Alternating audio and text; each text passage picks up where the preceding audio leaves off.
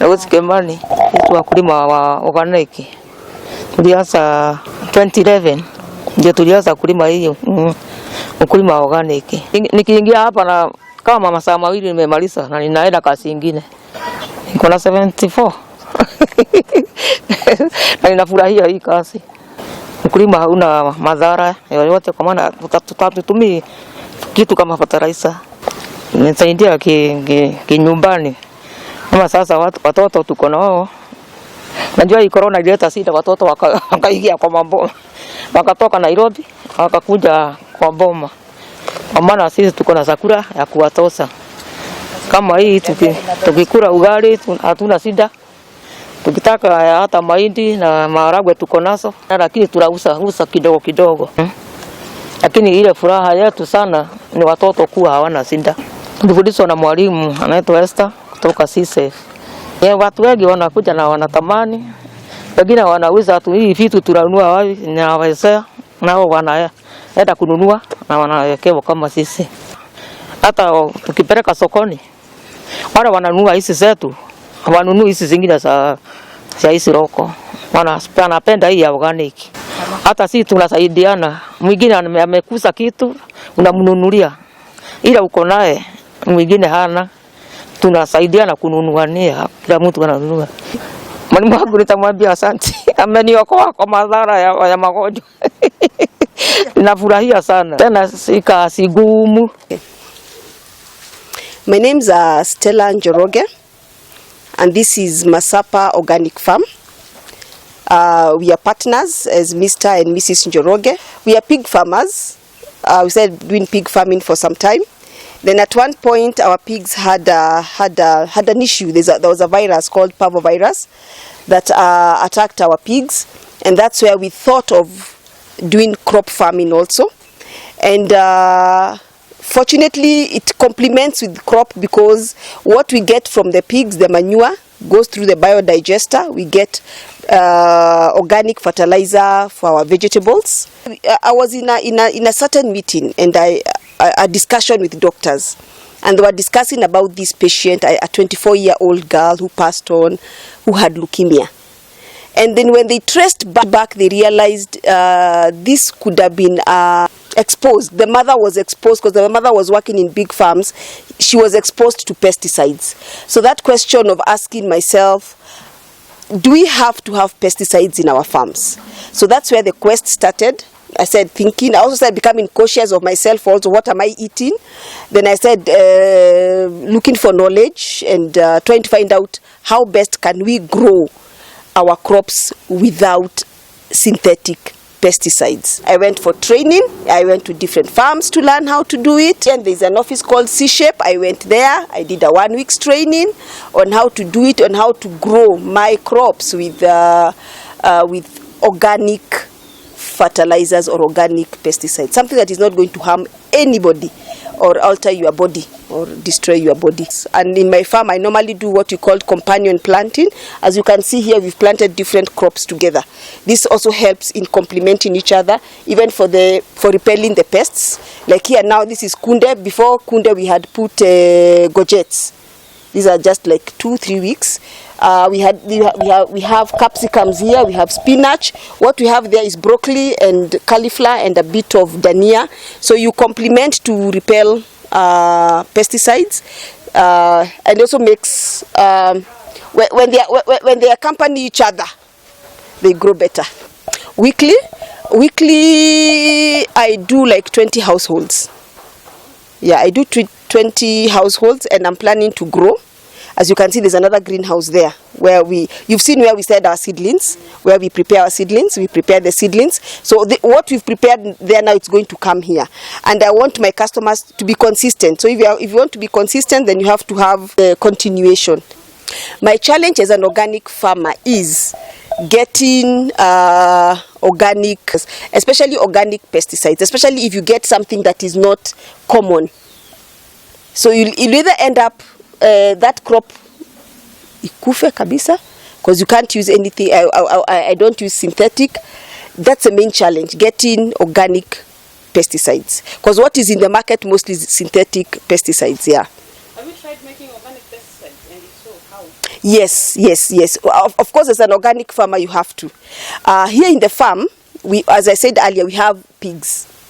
The pig waste goes through a biodigester. The biodigester removes the gas. We have biogas. So you use the gas for cooking, and what comes out as a byproduct is something we call bioslurry. Bioslurry acts as a fertilizer and a pest repellent. So you spray on your crops, and it repels pests. The concept of organic farming is not to kill the pests. The concept is to repel the pests and to attract the beneficial pests. Because if you attract the beneficial pests, the bad ones will, they will run away. They will just repel. So we use the bioslurry. We also use vermiliquid as a biofertilizer. We have worms, and the worms give us fertilizer, and they also give us the liquid, and that's what we spray to our crops. My future plans, I would want to train more people to get into organic farming, and I would want to feed one extra family at a time. I have 20.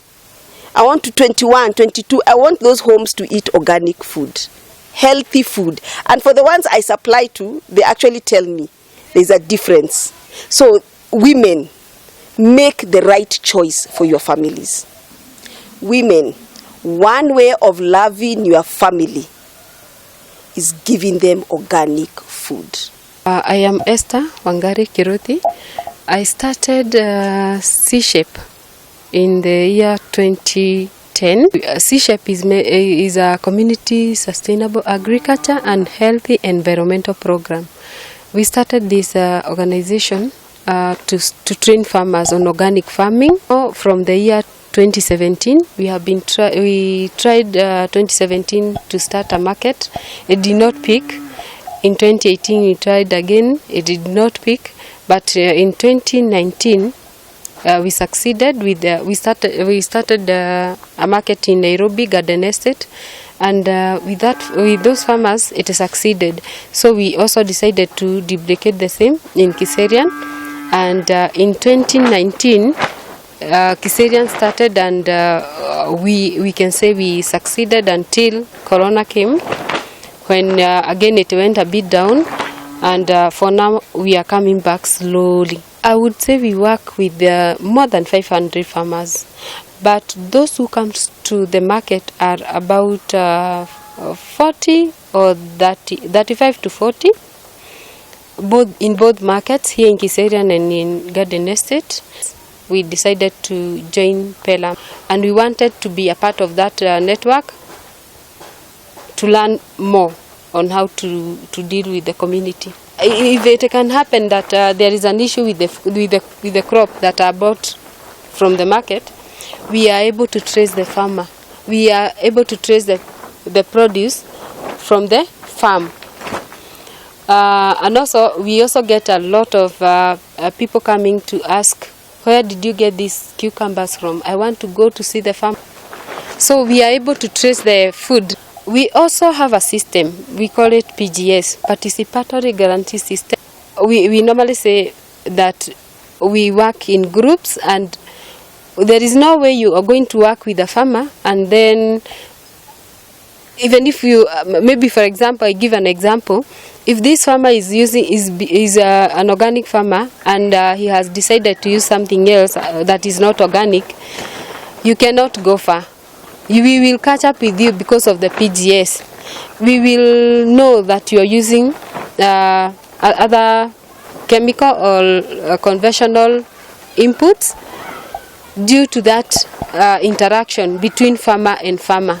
When you come to our market, we can assure you, even if we cannot say at 100%, 90% that food is organically produced. Our market started picking. People would come, people would call. We also have Facebook page that is C-Shape Kenya, Organic Foods. People would visit a lot, and then we got a lot of people coming in the market. We have organic farming training, 3 days or 5 days, according to the area that we are in. It is an intensive training where we teach you how to make your own manure, how to make your own pesticides, how to make your own foliar, and how to form a group so that we can also form a PGS group within those 3 days. We plan to increase the number of the organic farmers, because not necessarily for market, but to sensitize people to eat organic food. Organic food is healthy. Organic food is it is a way to go. To avoid so many diseases that are coming along, we'll have to eat organic food. My name is Joanne Zuki. We started this group of farmers as a group of friends who are interested and who are doing organic farming for their own families. But after we had done it for about a year and a half, we realized that we had excess of what we were growing for our families. So we decided, why not come together and start a small market where our neighbors can access the excess that we have in our market. As a result of that, we have grown to a number of 90, but all the 90 people do not participate in the market because they were actually training just for their families. So the active members who are on and off are about 20 who meet in the market, who grow and bring their produce to the market. It's very important for every member of the family, especially mothers who are the nurturers and who are the key people when it comes to feeding their families, to understand that there is a difference in the kind of food that we are eating today. Health is about nutrition.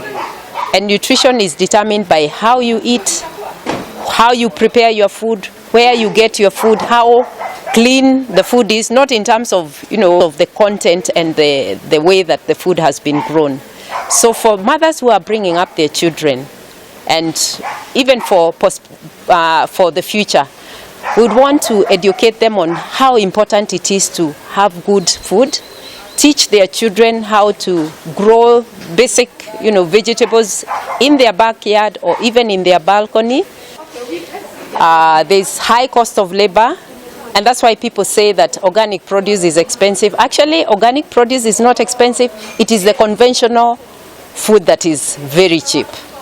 Because if you compare organic food and practices, you realize that it takes a lot of labor. It's labor intensive versus the conventional where you use a knapsack with, herbicides, and it makes work very easy. But at the end of the day, when you ask yourself, what have I consumed? What you have saved from the organic food will eventually be put in the health insurance, because we know that herbicides and other pesticides and the like, most of them have side effects and long-term effects on your health. When you do organic, you actually take care of the environment, and that is a very key aspect for life. My name is Sakari Makanya. I'm the country coordinator for Peram Kenya. Peram Kenya is a network of NGOs. In Kenya, we have 57 members. Overall, we reach over 2 million farmers in Kenya. We have a presence in 42 out of the 47 counties in Kenya. In 2010, there was a resolution by African government that all governments in Africa should promote organic agriculture. And Peram Kenya, we have been central in this process of ensuring that organic agriculture is promoted in Kenya. We are members of Continental Steering Committee, which is there to oversee that the governments of Africa are promoting organic agriculture. For organic agriculture to be effected very well, it has to be supported by favorable policies. Every week during One Food Day, we have what we call the Green Action Week, where we are trying to use this week to promote issues around organic food, organic seed. We can create awareness about organic food, the safety of organic food, which is very safe and which is healthy. But we are also trying to promote encouraging farmers to recover raw seeds. There are so many things which were there in the past. They got lost somehow they were replaced by exotic seed. But now what we are trying to do is encourage our members, and the members are doing this. They are moving out there to recover seeds, they propagate them, then they try to share them. So you can see a farmer having varieties of seeds like cowpeas. You can see them having like 10 varieties of cowpeas because they are trying to recover them from the raw seeds. Would like members of PERAM to learn from each other because farmers now are directly benefiting from the produce because they are selling. They have a niche for themselves. They are selling organic products, organic crops, organic vegetables, and they are getting a lot of money from this kind of thing. So we would like members to learn from each other. So, in fact, like this time of COVID-19, people the uptake of organic food has increased because people think that this food is safe. It protects their body. Organic, in terms of contributing to the food security issue. It is very clear that in peri-urban areas, the only kind of agriculture which can do very well is organic farming because you can be able to produce a lot of food in a very small area.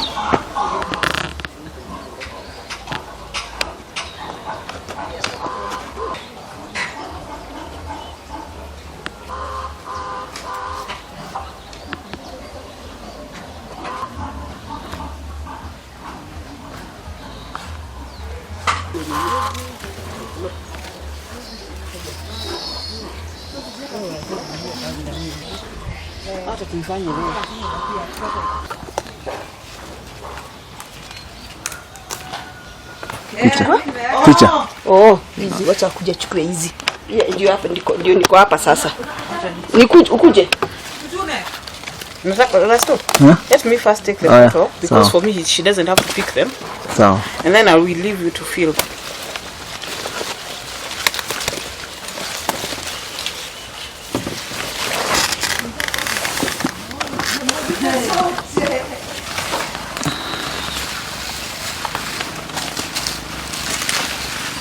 Ngapi? Si ana alisema ngapi? Mbili. Sawa. Ni kubwa? Ama hivi. Hizi naona zikiwa kubwa, lakini hizi pia tunafaa tutoe na. Okay, what's my name? Dore. Hivi ni mama wa spinach. Isho capsicum. Unaje hiyo story? That's nice. Hivi ndio nilikuwa nakwambiaga. Tulime na history vile imefika. Twende. Pita. Tupeleke sokoni sasa. Kabisa. Tokea fiti sana. Na hii ni parsley. Ona. Hapa pengine mmepanda nini?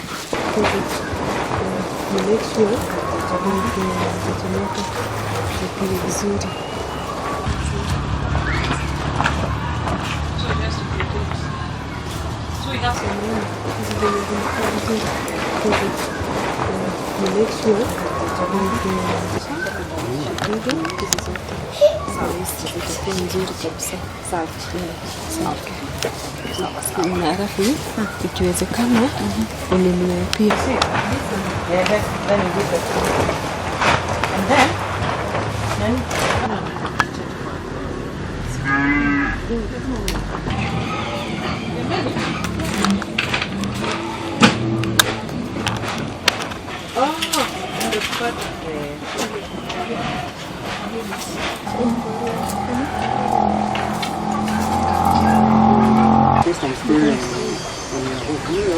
So, you simply tell us about the benefits of organic farming. What are these black things that are embedded in the...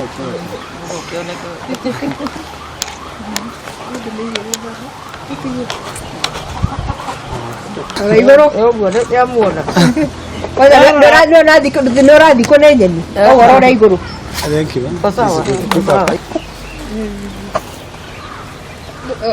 Maida makule, tambrole.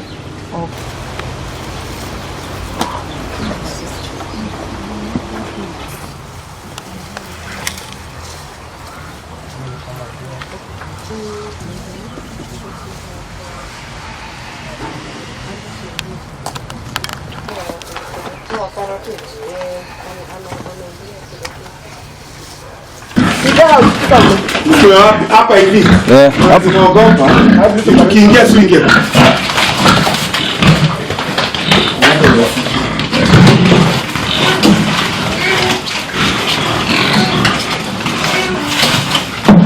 Bypass.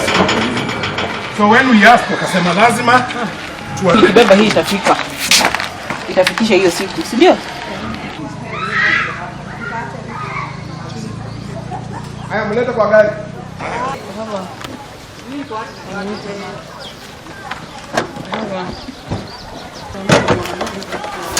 So hivi tungoza gari za kupeleka sokoni. The market. To the market we go. To the market we go. Anauza yeye anaweka kwa hizo matawi. Tutashinda tukienda na Kwa self conscious wanguke hapo. Acha na mimi. Anaenda na upajanga.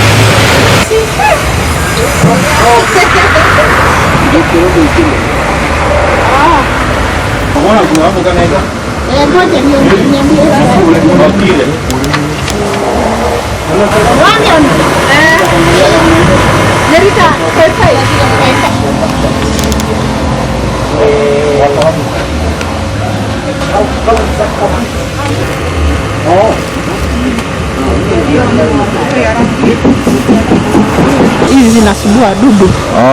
Insect. Tunapuliza alafu insect zinaisha. Okay.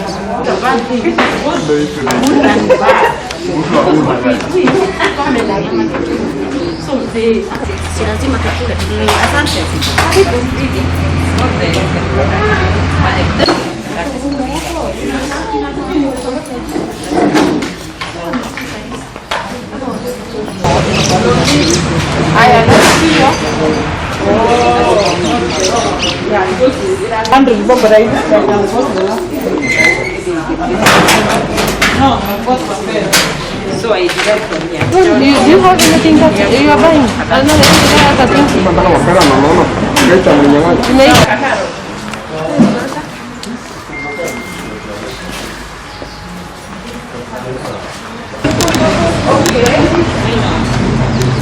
This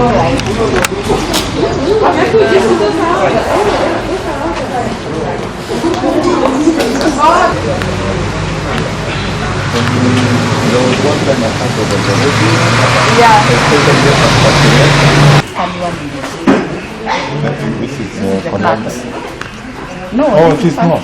Okay. It's the same thing, but this is the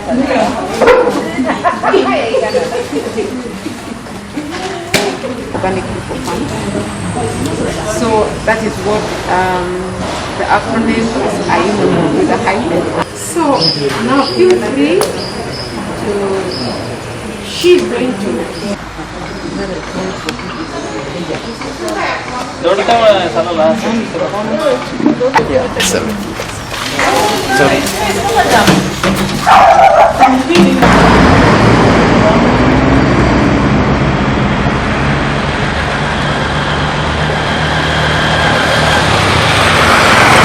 Ingredient is silica. Silica helps you to absorb calcium. Okay.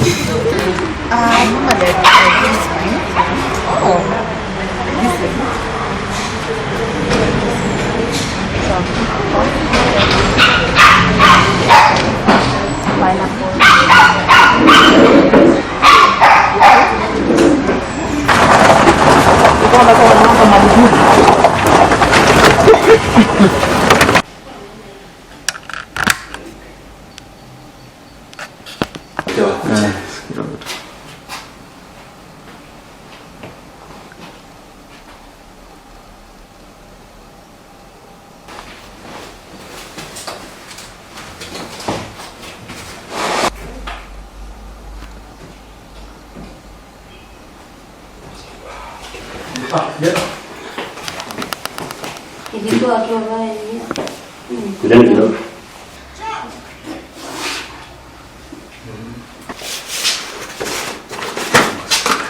Sasa hii aina mbegu ambayo unatunza, unahakikisha kwamba umeweka vizuri kama iko na nini. Kwanza nitoe kweli kwanza.